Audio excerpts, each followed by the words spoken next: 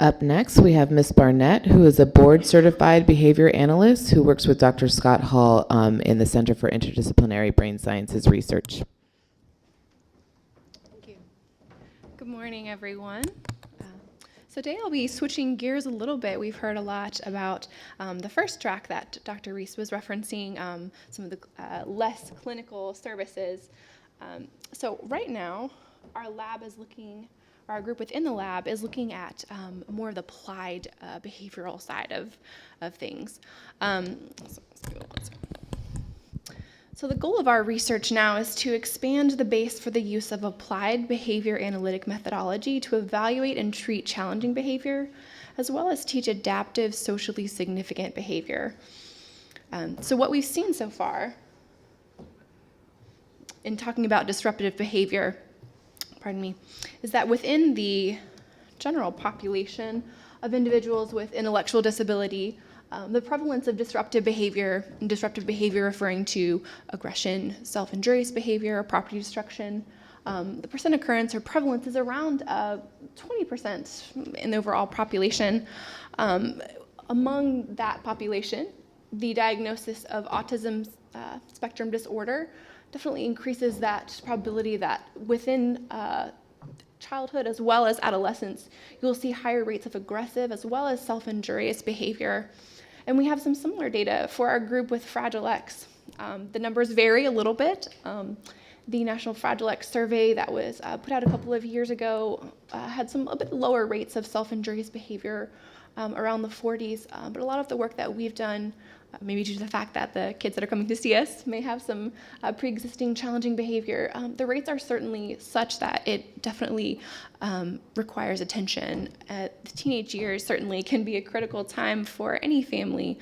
And with these challenging behaviors such as self-injury, which might take the form of hand biting, head hitting, aggressive behavior, which might look like hitting, biting others, property destruction, things of that nature. These are clinically significant for families on a day-to-day basis. It's what impacts their lives in a huge way. So we're looking at that on several facets.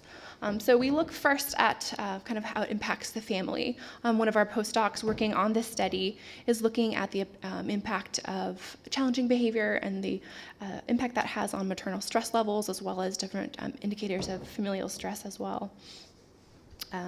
Also looking at social interaction. So an upcoming study that we are beginning this summer is looking at teaching social interaction and eye contact with young children, young adolescents, so age 11 to 15 who have the diagnosis of Fragile X.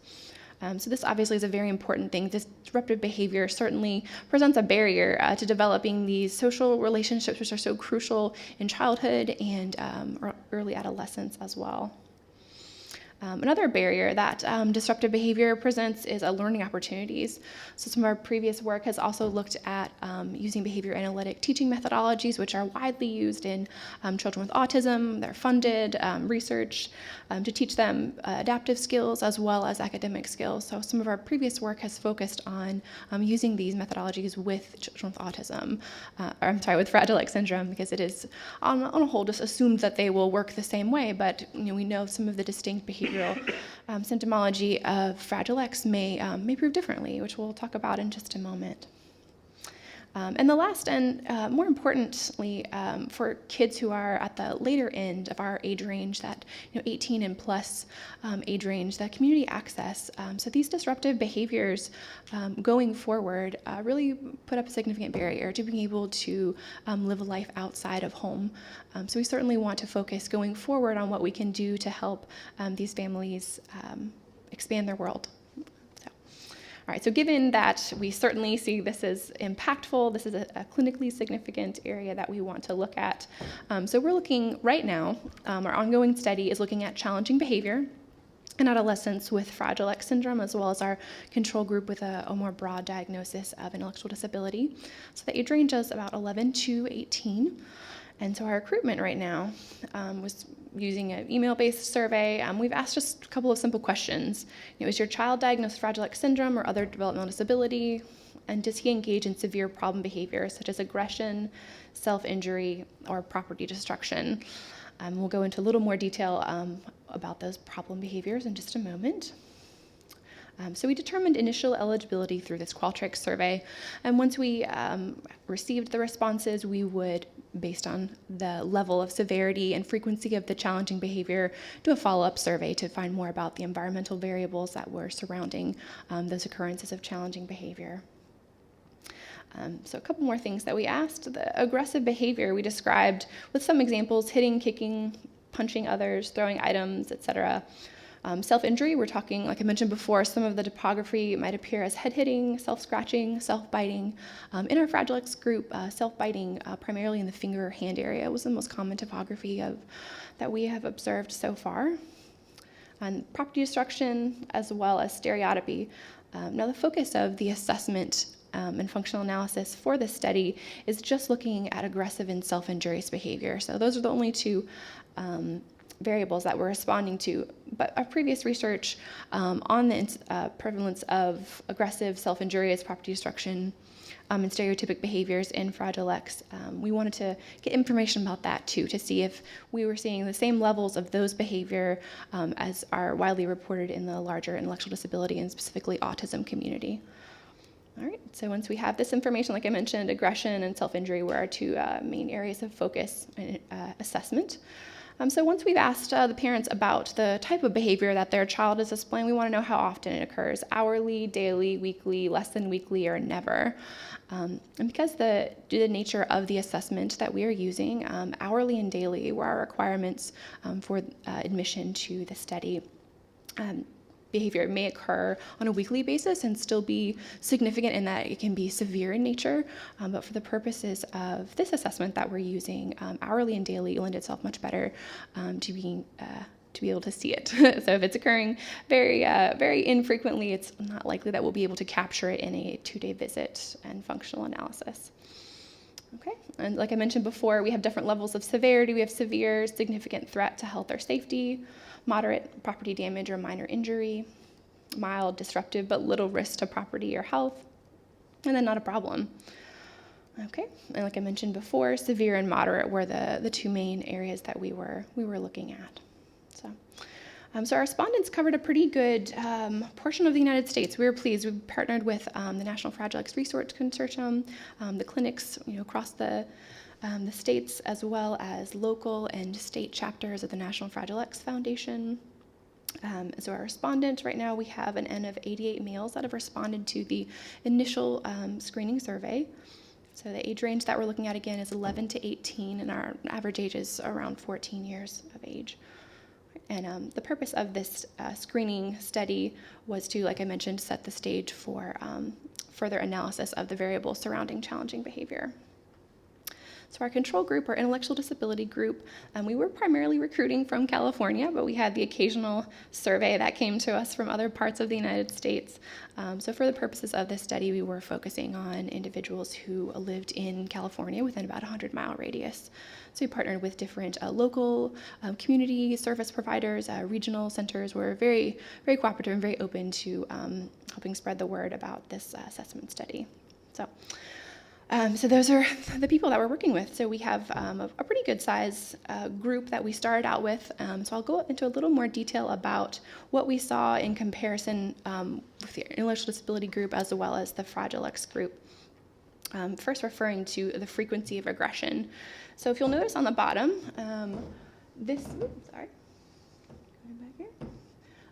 so this is just referring to, of our Fragile X groups, our Fragile X group is here in the shaded column, hourly, daily, weekly, less than weekly, and never. So for the frequency of aggressive behavior, 23% of our Fragile X respondents, the N of 88, engage in aggressive behavior on a daily basis. Intellectual disability, around 30%. And so on and so forth. So for this behavior, our two groups were pretty closely matched, which is of interest a little bit later. Our next behavior that we're looking at is that self-injurious behavior, and you'll note here our Fragile X group was a little bit higher in terms of the daily occurrence of self-injurious behavior. In a second, we'll look at the severity of that behavior. So it may be that the daily behavior was more mild in nature, but again, a good number of our respondents engaged in that self-injurious behavior that was of a more clinically significant or severe level. All right, so property destruction. Again, we're seeing pretty similar levels. We've got some higher ones here with the intellectual disability group, and then down here with our never. This was an interesting note.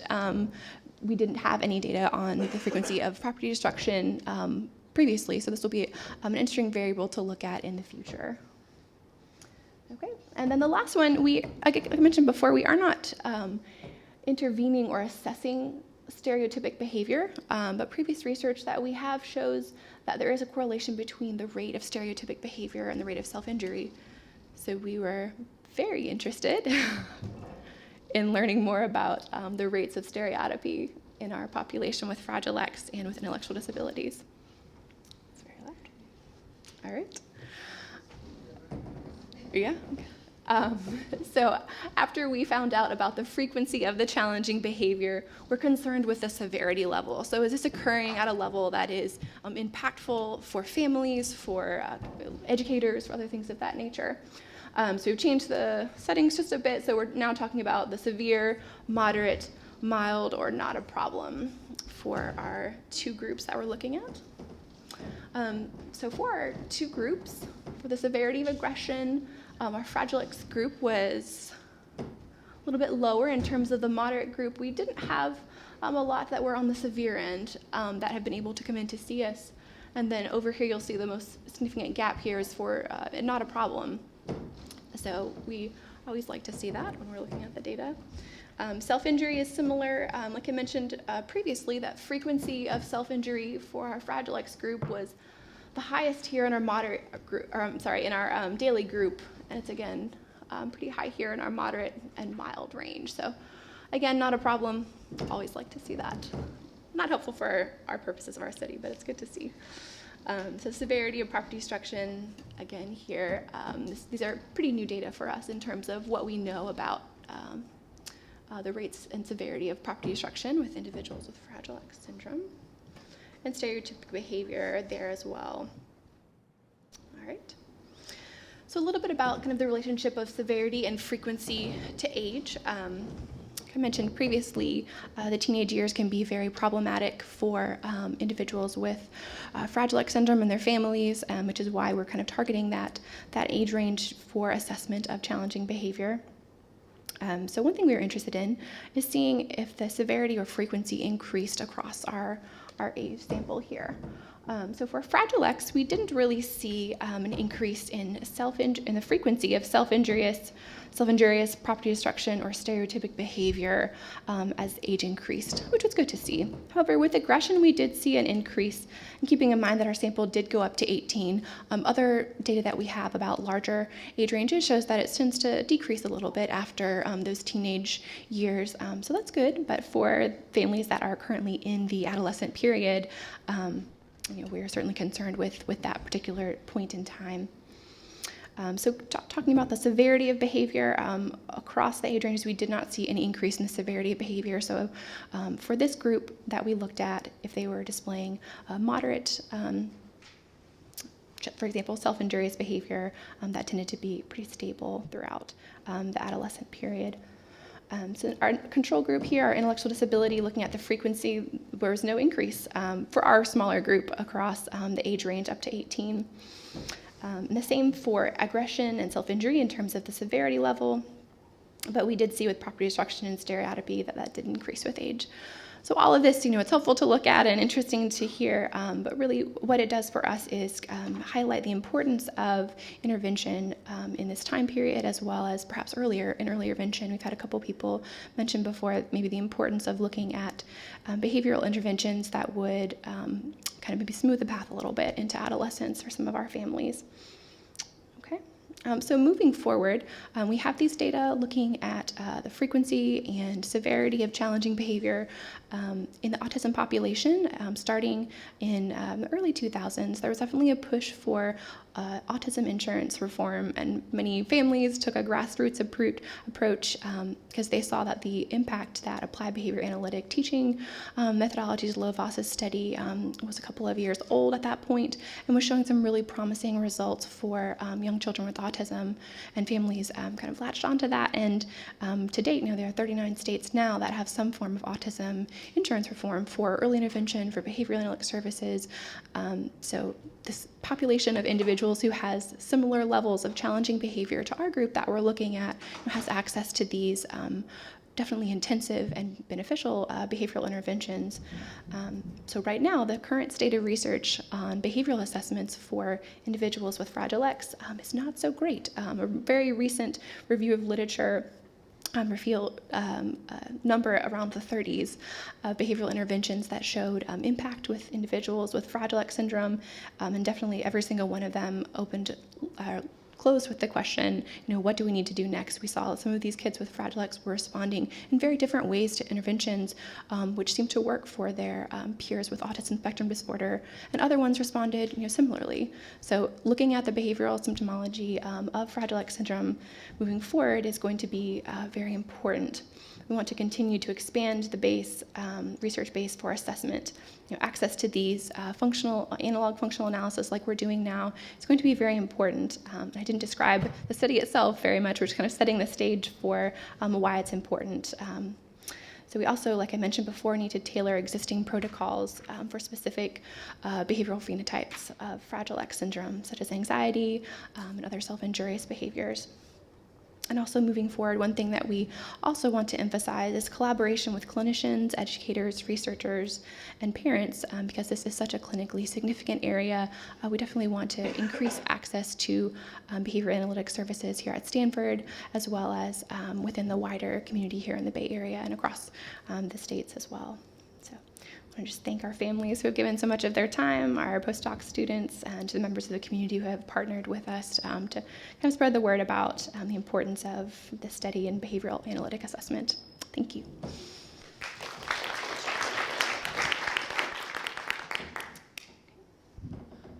Question?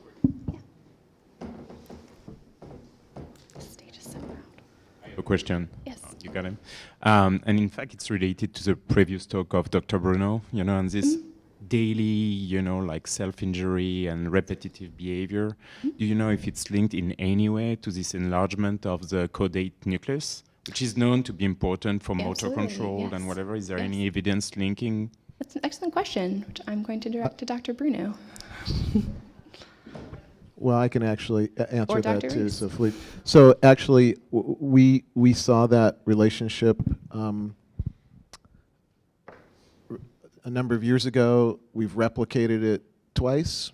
The larger the caudate, the more the repetitive, the more aberrant, the more the repetitive behavior. In fact, what we found, and another group has actually replicated that as well.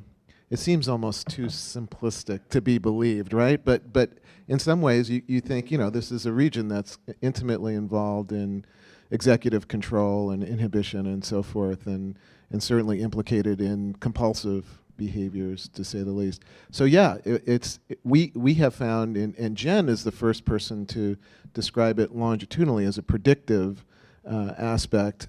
We've heretofore just seen it cross-sectionally, but stronger actually with repetitive stereotypic behaviors than with autism overall. Because it would be interesting to see, with Fmri or anything, if there is like some kind of stuttering of the activity of this nucleus during, one of these repeated action, whatever it is. And we're certainly not looking at Fmri with this population that we're dealing with that displays some of the more severe challenging behavior. Fmri would be a very challenging activity. We are also looking at heart rate and cortisol levels as well to give us some kind of physiological indicator during episodes of self-injurious or aggressive behavior. So we have seen caudate dysfunction in Fmri studies. Now the problem with looking at repetition or stereotypy in Fmri is that it destroys your Fmri signal because you're moving. So you can't move in there. So the caudate-related tasks that we have tried to do are more cognitive, and those have been kind of equivocal and probably not related so much to stereotypy. I want to mention something, by the way. Scott Hall, who with whom Rebecca worked, could not be here because the NICHD snagged him for a conference in Bethesda now. But he, I want to say his hello and regards on his behalf, and also to say to tell you, Rebecca, a wonderful job in the face of the track meet that started above us here. No problem. Very curious as to what that was. I was referring, like for a hand movement or whatever that would be repetitive. This could be isolated from, the brain imaging, and this would be interesting to do. It could be. It's an interesting idea. Clearly, individuals with Fragile X have problems with inhibiting repetitive behaviors, inhibiting repetitive speech. It's not just motor stereotypies. I don't know if Michael's going to talk about that at all in terms, or Jennifer's going to talk about it. I know parents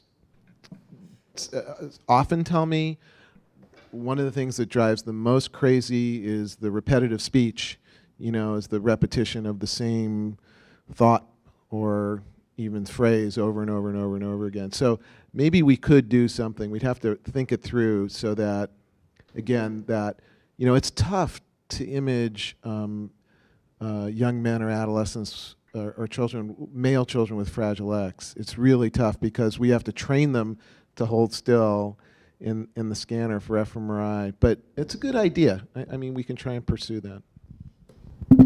Yes.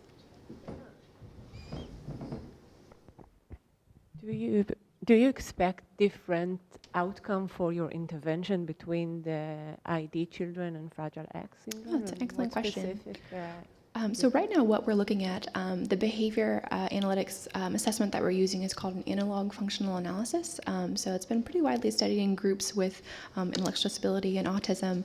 So our outcomes we expect would be, well, we predict that it will be a little bit different in terms of which conditions we see higher rates of challenging behavior. So for our prediction is that for our general intellectual disability group, we'd see higher rates in conditions that are reinforced by access to social attention. For our Fragile X group, we're predicting that we'll see some higher rates of behavior in conditions that provide a reinforcer, such as escape from task, avoidance of social gaze in a social eye contact conversation, as well as escape or avoidance from transition from activity to activity. So we'll look at the data pretty soon. We're just in the process of wrapping things up. I want to say one more thing also about the importance of this study, and I'm not just promoting a colleague or colleagues. Aggressive and self-injurious behavior from the standpoint of community are two of the most difficult behaviors that to be accepted in school, much less family or vocational settings.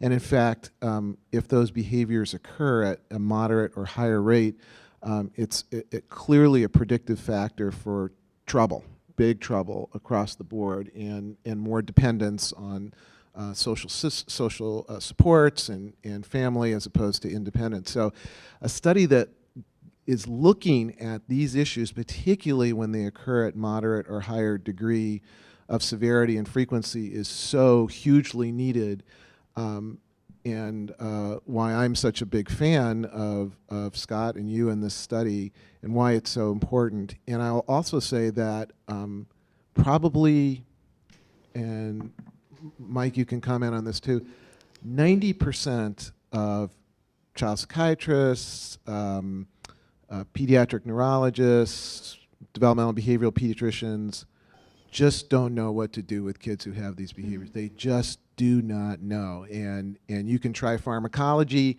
and guess what? Pharmacology doesn't work so well unless you're willing as a family and a physician to really sedate your child and your patient, which is not such a good outcome either. So that's my unsolicited promotion. I concur. So, all right, thank you.